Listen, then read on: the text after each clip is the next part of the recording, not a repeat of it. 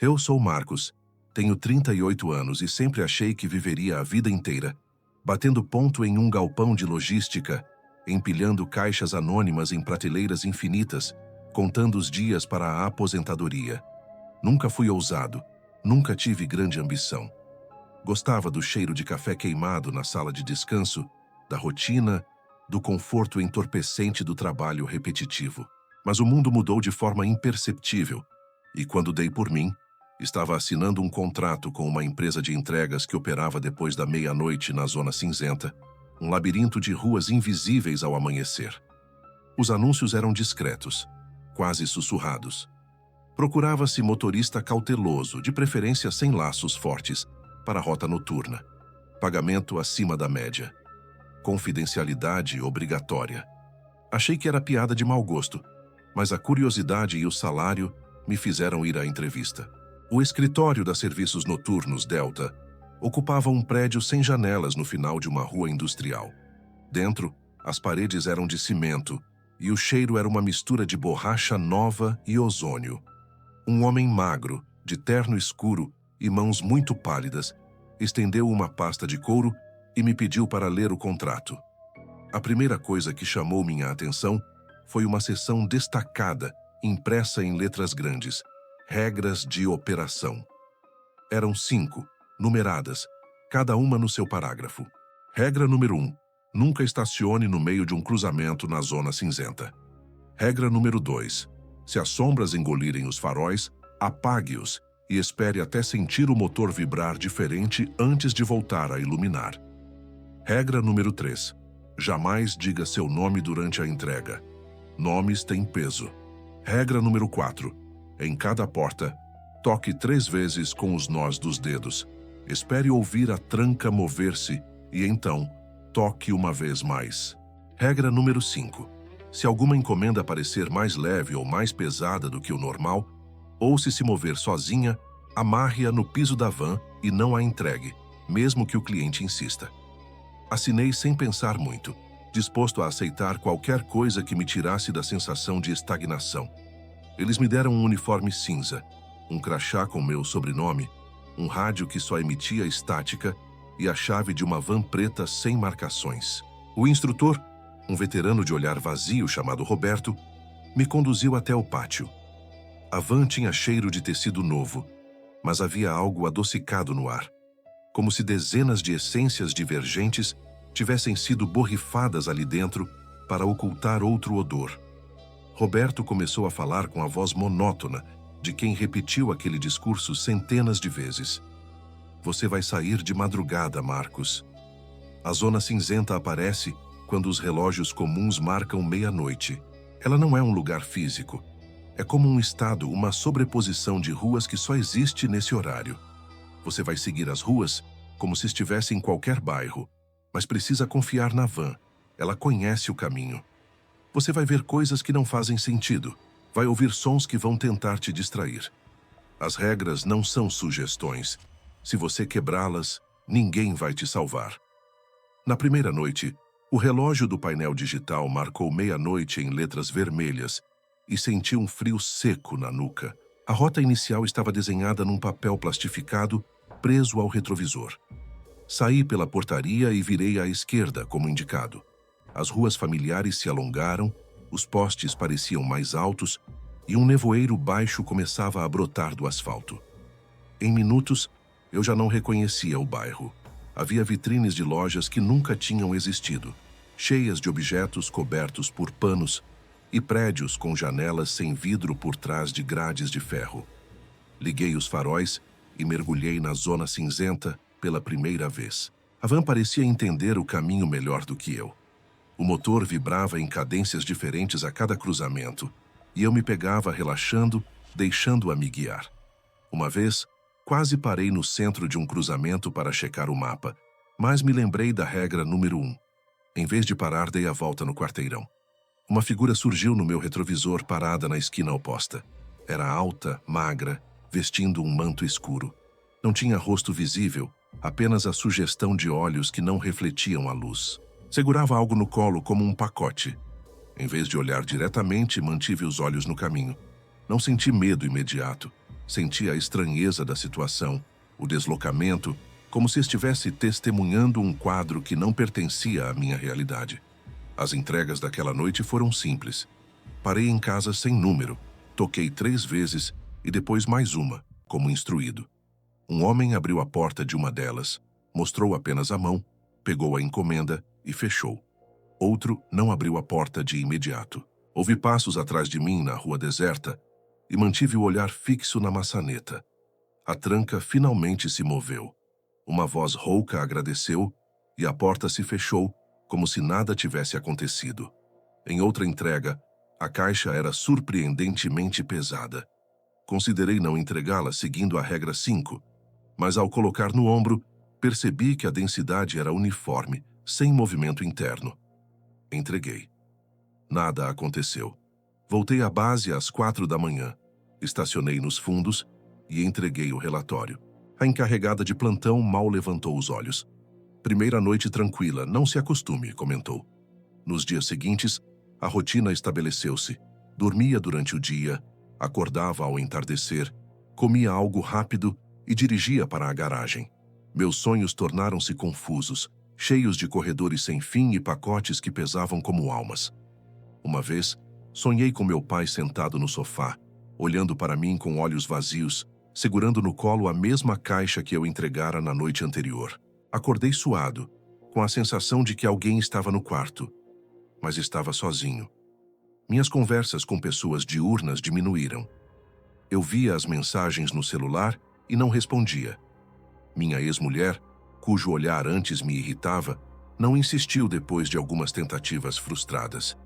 Eu não tinha nada para dizer, além de descrições de ruas que não existiam. Numa quinta noite, uma chuva fina começou a cair assim que a zona se formou. O som das gotas contra o teto da van era abafado, como se estivesse ouvindo debaixo d'água. Os faróis cortavam o véu líquido e refletiam nas poças, multiplicando o horizonte em pequenas imagens trêmulas. A van seguia por uma avenida ladeada por lojas fechadas e prédios residenciais. A cada esquina, via sombras movimentando-se nas sacadas, como se alguém pendurasse lençóis encharcados. Em determinado cruzamento, percebi que o motor da van vibrava de forma diferente, mais intensa. Acostumara-me aos pequenos códigos da máquina. Isso significava perigo? Apertei o volante e segui em frente. No meio da rua, estava uma criança, ou algo parecido, segurando um balão vermelho.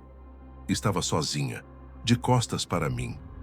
O balão subia e descia com a leveza do ar e a pesadez do desconhecido. Lembrei-me da regra 1. Não parei. Desviei. Mesmo depois de passar, vi pelo retrovisor que a criança continuava ali, sem virar. Senti um peso no peito. Não sabia se fiz a escolha certa, mas as regras eram claras e estranhas. Lembrei-me do rosto da minha filha, que morava com a mãe, e me culpei por não visitá-la há semanas.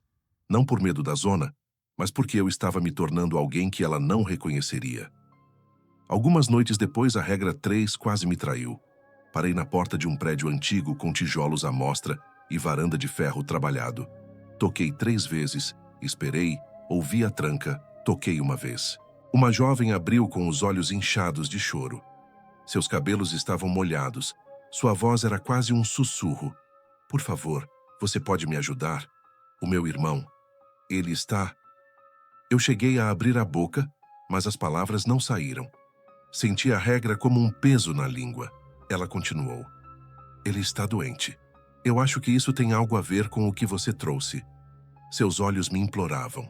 Eu tinha a sensação de que se dissesse meu nome, quebraria algo mais do que uma regra.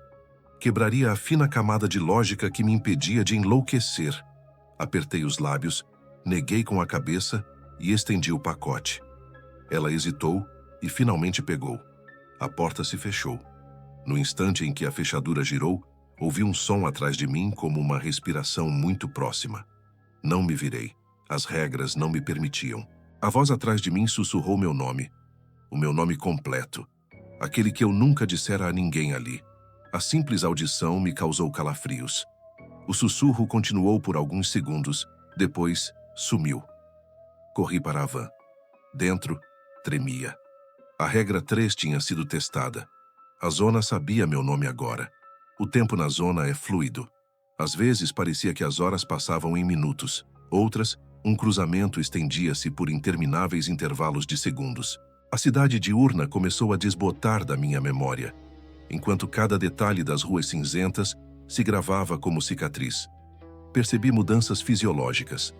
Meus olhos se adaptavam à escuridão com rapidez assustadora. Minha audição captava sons graves que antes não existiam. O cheiro de ozônio e concreto molhado era constante, e havia o sangue.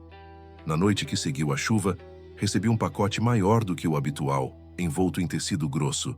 Quando levantei para carregar, senti um peso irregular. A caixa parecia respirar, expandindo-se e contraindo-se. Lembrei da regra 5. Não deveria entregar se a encomenda parecia mover-se.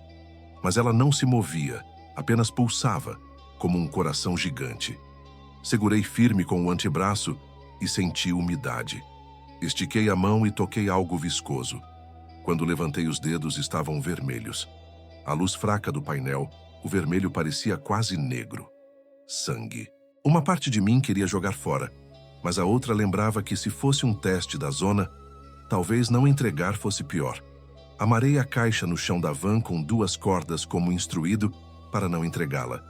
Mesmo assim, sentia o pulso e o calor, como um animal amarrado, e ouvia um som baixo de lamúria. Dirigi a rota com a entrega amarrada. No caminho, notei que as ruas ficavam mais escuras e mais silenciosas. Era como se a própria zona estivesse respirando devagar, esperando, sentindo o sangue na caixa. Cada farol que apagava parecia um olho se fechando. Cada esquina um limite entre uma realidade e outra. Passei por um prédio em que todas as janelas estavam abertas, mas nenhuma luz vinha de dentro.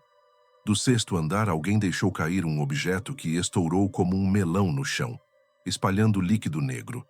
A van escorregou um pouco, mas manteve a trajetória. Finalmente, voltei para a base. Estacionei e desamarrei a caixa com mãos trêmulas. Ela estava fria agora. O pulso cessara. Havia poça de sangue no piso metálico.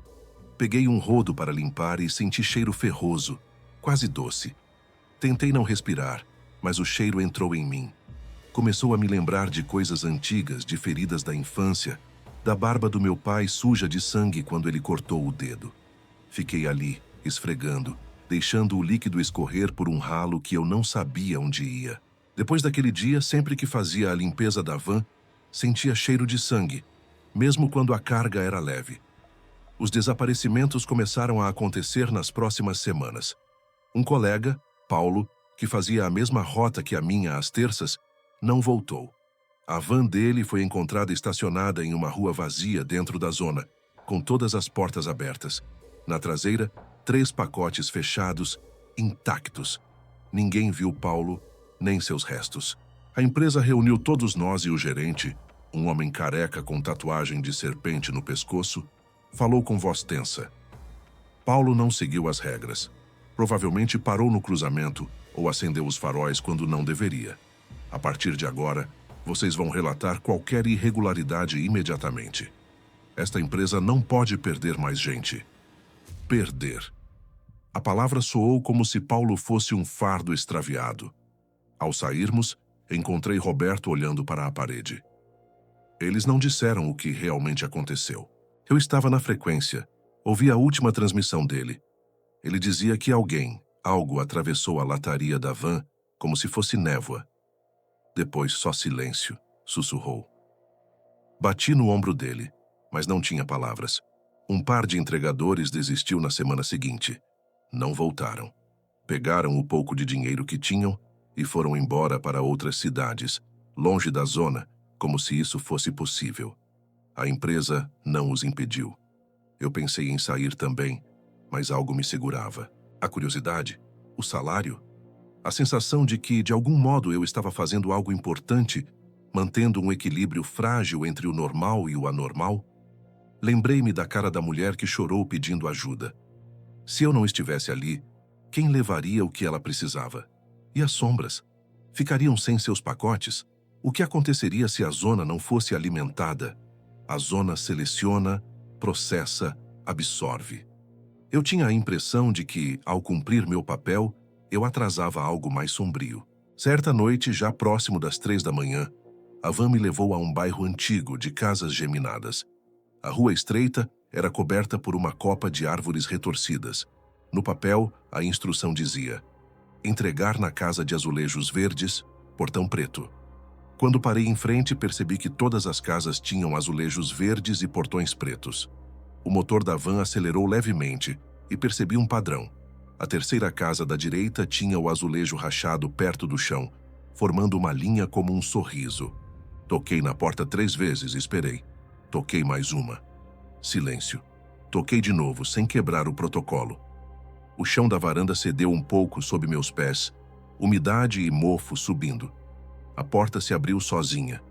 Eu sabia que não devia entrar, mas a encomenda era volumosa. Fiz força para empurrá-la para dentro. Do lado de dentro, a casa estava completamente escura, exceto por um brilho dourado em algum lugar distante. Um cheiro de incenso queimado e carne podre me atingiu. Senti uma mão roçar meu braço e instintivamente quase pronunciei meu nome. Lembrei da regra 3. Mordi a língua e apenas assenti para o escuro. A mão pegou a caixa. Ao puxar, algo derramou. Por um instante, as pontas dos meus dedos se encharcaram de um líquido morno. Afastei-me respirando pela boca. Quando estava na calçada, ouvi um som abafado como um corpo sendo arrastado, e a porta se fechou lentamente. Corri para a van.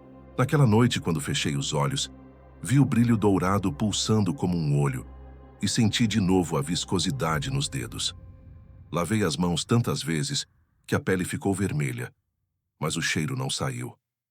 Lembro-me de meu pai lavando as mãos com sabão azul para tirar graxa. Foi a última memória dele que tive nos anos que se seguiram. Depois disso, minha mente começou a pregar peças. Eu jurava ouvir meu nome sussurrado em confluências de ruas. Eu via rostos nas janelas altas, rostos de conhecidos mortos há anos. Uma vez ouvi a risada da minha filha ecoando por um beco. Parei a van. Abri a porta. A risada continuou, mas vinha de todas as direções. Fechei a porta e engatei a marcha a ré, mas as luzes da van falharam. A zona estava viva naquele som e eu não podia fazer nada. Outra vez, vi meu reflexo no retrovisor com um sorriso que não era meu. Passei dias me questionando se estava a ficar louco, se a zona me contaminava, mas toda vez que retornava ao pátio, via os outros olhos fundos, cansaço eterno, e sabia que não era o único. Roberto se demitiu depois que, segundo ele, uma entrega tentou arrancar sua língua. Ele não contava piadas sobre a experiência. Foram poucos os que ficaram. Muitos eram homens e mulheres sem alternativa. Eu não tinha alternativa porque, no fundo, sentia que, se me afastasse, a zona me seguiria. A empresa aumentou o pagamento. Disseram que éramos os melhores. Alguns acreditaram. Eu não. Entendia que éramos só aqueles cujas mentes ainda aguentavam. Certa noite, levaram todos nós para uma reunião. O gerente careca estava com as mangas arregaçadas. Havia uma mancha de sangue seca na unha. Ele disse: há algo que precisam saber. A zona não é estática. Há rituais que acontecem lá, rituais antigos, não podemos interferir. Devemos respeitar. Semana passada, alguém viu círculos de ossos organizados na Travessa 7ª. Não encostem. Se virem marcas de mãos em paredes, andem pelo outro lado da rua. Perguntaram se havia alguma explicação. Ele respondeu: não. Depois disso, notei mais ossos, mais sangue em formas geométricas, às vezes linhas de poeira desenhando símbolos que pareciam letras. Um colega, chamado Arthur, resolveu filmar. Levou um celular e registrou um desses círculos de ossos. No dia seguinte, não apareceu. O celular foi encontrado na base, com vídeos vazios. Assistimos várias vezes. A gravação terminava sempre que ele chegava perto das marcas. Depois disso, a tela ficava preta, mas se podia ouvir um som semelhante a um coração batendo. E uma voz de criança, bem baixinho, cantando algo que não conseguimos identificar. O gerente destruiu o telefone. Não repitam isso. Numa das últimas rotas antes de algo maior acontecer, recebi uma encomenda pequena demais para ser carregada na mão.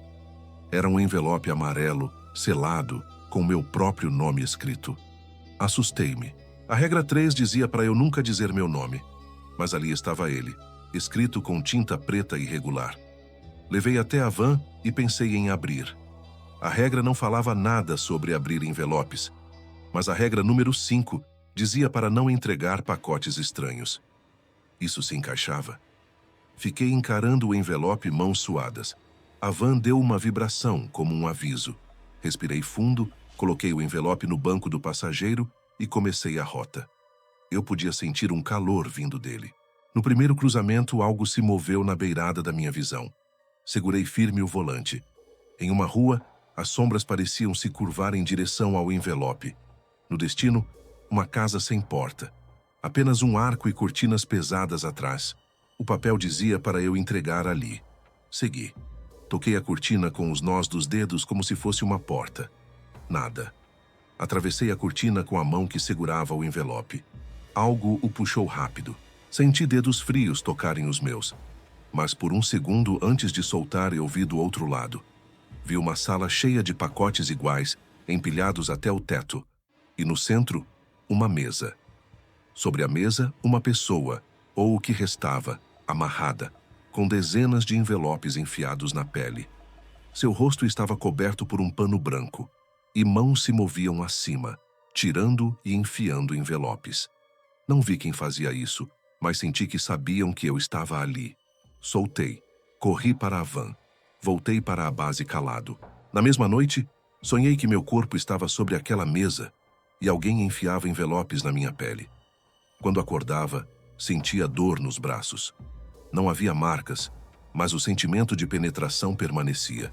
Chegou um momento em que as regras começaram a colidir com necessidades reais de sobrevivência. Uma noite, a van escorregou em uma poça de óleo. Bati numa parede baixa. O motor morreu. Tentei ligar de novo. Nada. A zona ficou silenciosa demais. Uma névoa se aproximou. E percebi que, se ficasse ali, seria engolido por algo. Tentei ligar novamente. Sem resposta. Saí. A regra 5 não falava nada sobre consertos. Levantei o capô. A luz da lanterna mostrou que todos os fios estavam cortados. Aquilo não era acidente. Ouvi passos atrás de mim. Segurei a chave inglesa como arma. Os passos se multiplicaram. Veio um coro de risos, como se crianças brincassem.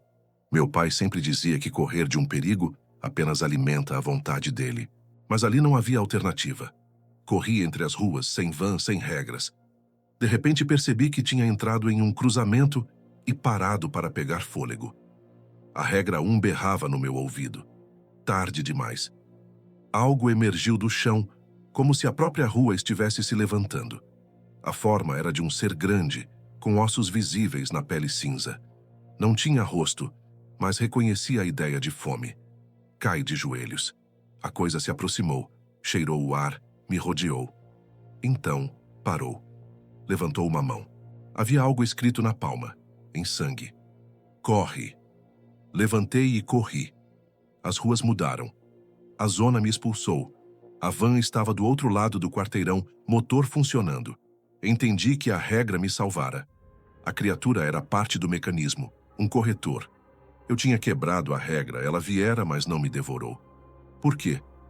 Talvez eu ainda fosse útil, ou talvez a própria zona quisesse algo em troca. Voltei para a base com o corpo exausto e a mente em frangalhos. Tentei contar ao gerente, mas ele ouviu, acenou e escreveu algo. Anotado. Mantenha-se atento. Voltei para casa quando o sol surgia. As cores do mundo diurno me doíam. Dormi até o entardecer e só acordei quando a luz se escondeu. Meu telefone vibrava. Mensagem da minha ex-mulher. Nossa filha perguntou se você vai vir no aniversário dela. Vai? Eu olhei para a tela por longos minutos. As ruas silenciosas da zona pulularam na minha mente. Os pacotes, o sangue, os ossos. Eu digitei, não posso, e apaguei. Digitei, sim, claro, e apaguei. Fechei o aplicativo. O aniversário era em 2 dias. Eu estaria dormindo durante o dia e vagando à noite. Não fui. Noite do aniversário, a zona me recebeu com ruas que pareciam arcos de igreja. Alguma celebração, pensei. Ouvi vozes distantes entoando algo. Estacionei a van numa rua estreita para checar o papel. A regra 1 me lembrou de não parar em cruzamentos. Não era cruzamento, era rua reta. O papel indicava entregar no número 18. Caminhei até lá. Porta de madeira, maçaneta dourada. Toquei 3 vezes, ouvi barulho, toquei mais uma. A porta abriu devagar. Do outro lado, um salão imenso com pessoas vestindo mantos vermelhos. No centro, uma mesa comprida com um bolo negro iluminado por velas vermelhas. Ao redor, cadeiras vazias, exceto por uma no final. Senti cheiro de cera e carne queimada. Um coro de vozes infantis começou a cantar parabéns para você, mas a melodia soava invertida. Eu fiquei ali, segurando a caixa, observando as chamas dançarem. A pessoa na cabeceira era pequena. Quando a luz tocou, era minha filha, usando um uniforme cinza, com olhos vazios. Abri a boca. Quase disse seu nome. Mas a regra 3. Engoli o nome como veneno. Ela sorriu. Apontou para a mesa. Eu coloquei o pacote. Ela o abriu. Dentro, havia um relógio parado. Ela me olhou.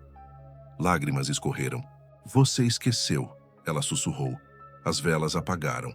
A luz se foi. Saí correndo, tropeçando nos mantos invisíveis. Ao chegar na van, gritei. Gritei até perder a voz. No dia seguinte, liguei para minha ex. Minha voz falhou ao dizer: Feliz aniversário para ela. Minha ex respondeu: Ela queria te ver. Eu desliguei. Fiquei olhando as mãos, tentando entender quem eu era. As semanas seguintes foram um borrão de ruas e entregas. As regras continuaram salvando minha vida. Eu via mais símbolos. Um dia, um círculo de sangue com espirais apontava na direção contrária à rota indicada. Desobediência significa morte, pensei. Passei ao largo. No dia seguinte, a mesma rua tinha se tornado um beco sem saída no mapa. Outro colega, Júlio, sumiu depois de seguir uma criança que chorava no meio da rua. A regra não mencionava crianças, ele me disse um dia. Você seguiu? Perguntei. Sim, respondeu. Nunca mais o vi. O gerente anunciou que Júlio abandonou o emprego. Mentira óbvia. Depois começaram a aparecer ossos nas imediações da base. Alguns eram pequenos demais para serem de animal. As mães dos entregadores começaram a ligar. As esposas choravam. Os entregadores solteiros ficavam mais silenciosos. O cheiro de sangue misturado à gasolina ficou permanente. Na última noite antes do fim, eu já não distinguia despertador do chamado da zona. Saí às pressas. Os faróis cortavam um manto de neblina espessa. A van vibrava com urgência. Peguei os pacotes. Um deles tinha peso enganador. A regra 5 acendeu em minha mente. Amarei-o ao chão. Os outros 2 eram normais. A rota me levou a um bairro que eu nunca tinha visto, com jardins minúsculos e árvores plantadas em colunas. Parei diante de uma casa cinza, sem janelas. Toquei como sempre. Nenhum som. Dei um passo para trás. A porta abriu. De dentro veio uma voz conhecida, a de meu pai. Entra, ele disse. Meu coração gelou. Não podia. As regras não falavam de entrar, mas já tinham me mostrado que às vezes a zona testa. Entra, repetiu a voz. Vem me ver. Eu tremia. Lembrei de meu pai comendo batatas. Lembrei da doença que o consumia. Lembrei da última vez que o vi no hospital, pele amarela, olhos côncavos. Senti a mão no punho. Não entrei. Coloquei o pacote no chão da varanda. A porta fechou devagar. Ouvi algo arranhar. Ao virar, vi a mesma figura com manto preto da primeira noite, segurando um pacote. Agora eu via o rosto. Era o meu. Não. Era um reflexo de algo que lembrava meu rosto, mas alongado, com a pele enegrecida. Ele levantou o pacote, oferecendo. Eu me recusei. A figura desapareceu. Corri para a van. Enquanto dirigia, a zona parecia me pressionar, as ruas se curvando, prédios se inclinando. Algo estava terminando. Ao chegar à base, encontrei caos. A van do Paulo, a van do Júlio, todas ali, portas abertas, pacotes espalhados. Os entregadores remanescentes de rostos pálidos, sentados no chão, chorando ou rindo. O gerente deitado, olhos abertos, garganta cortada. Sangue formando um círculo perfeito em volta dele. Roberto me viu. Acabou. Eles vêm de dia agora. As paredes do depósito estavam cobertas por marcas sangrentas. No centro, o círculo do gerente pulsava. Senti uma força me puxando. A zona estava se expandindo, quebrando a barreira das horas. Todos gritavam.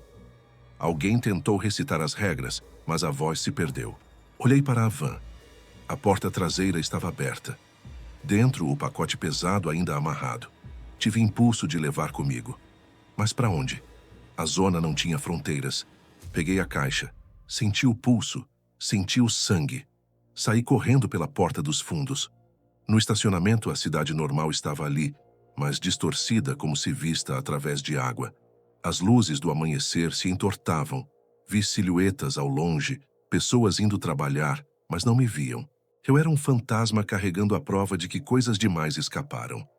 A zona não era mais uma zona. Era tudo.